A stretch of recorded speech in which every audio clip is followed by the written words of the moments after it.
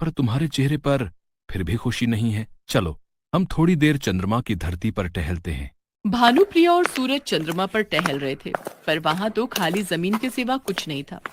ऐसे ही 2 दिन उन्हें चंद्रमा पर रहते हो गए थे। 2 दिन तक जो खाना और पानी वो अपने साथ लाए थे वो खत्म हो चुका था। चंद्रमा पर आसपास कुछ भी नहीं था, इसलिए भानुप्रिया का मन जल्दी ही वहां से भर गया। सूरज, बहुत भूख लगी है, हमारे पास कुछ खाने को बचा है? नहीं भानुप्रिया, अब तो खाना और पानी सब कुछ खत्म हो चुका है। यहाँ तो आसपास कुछ भी नहीं दिखाई देता, खाली जमीन ही जमीन है। मेरा मेरा यहाँ बिल्कुल मन नहीं लग रहा। सूरज, चलो ना वापस अपनी धरती पर चलते हैं। मुझे यहाँ नहीं रहना, मुझे अपने महल में रहना है। ठीक है भानुप्रिया, जैसा तुम ठीक समझो। सूरज जादुई कालीन को बुलाता है और वे दोनों उस पर बैठकर वापस महल में आ जाते हैं। भानुप्रिया, देखो तुम्हारी चांद पर जाने की इच्छा पूरी हो गई। अब तो जल्दी से तैयार हो जाओ, तुम्हें अपनी ससुराल जाना है, यानी कि सूरज के घर। पर माँ, सूरज तो एक छोटी सी झोपड़ी में रहता है, मैं उसके साथ वहां कैसे रहूंगी? वो तो बहुत गरीब है। राजकुमारी, हमने तुमसे पहले ही कहा था कि यदि तुम्हें चांद पर जाने की अपनी इच्छा पूरी करनी है तो तुम्हें अमीर या गरीब इस बात से कोई फर्क नहीं पड़ना चाहिए।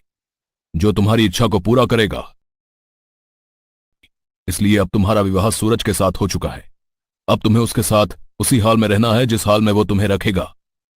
भानुप्रिया की आंखों में आंसू आ जाते हैं और वो रो पड़ती है और वो सबसे माफी मांगती है। बेटी, एक बात का हमेशा ध्यान रखना, हमारे मन में यदि हमारा अधिकार नहीं है तो हमें सदैव जीवन में दुखों का ही सामना करना पड़ता है। मन तो हमारा बहुत कुछ कहता है, हम ये भी करें वो भी करें।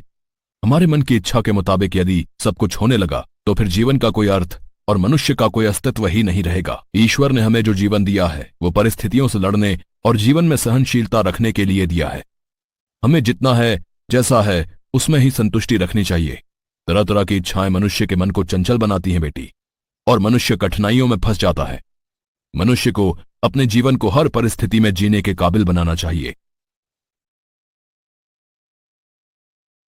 मैंने ही सूरज से कहा था कि वो तुम्हें ना बताए, पर मैंने एक पिता होने के नाते तुम्हारे और सूरज के रहने के लिए एक अलग महल की व्यवस्था पहले ही कर दी है, जहां पर सूरज के माता पिता रह रहे हैं। अब तुम खुशी खुशी विदा होकर अपने पति के महल में जाओ। मैं वादा करती हूँ पिताश्री, माताश्री, मैं जीवन में कभी भी व्यर्थ इच्छा नहीं रखूंगी। इसके पश्चात राजा वीर, जहां पर सूरज के माता पिता रह रहे हैं, अब तुम खुशी खुशी विदा होकर अपने पति के महल में जाओ। मैं वादा करती हूँ पिताश्री, माताश्री, मैं जीवन में कभी भी व्यर्थ इच्छा नहीं रखूंगी।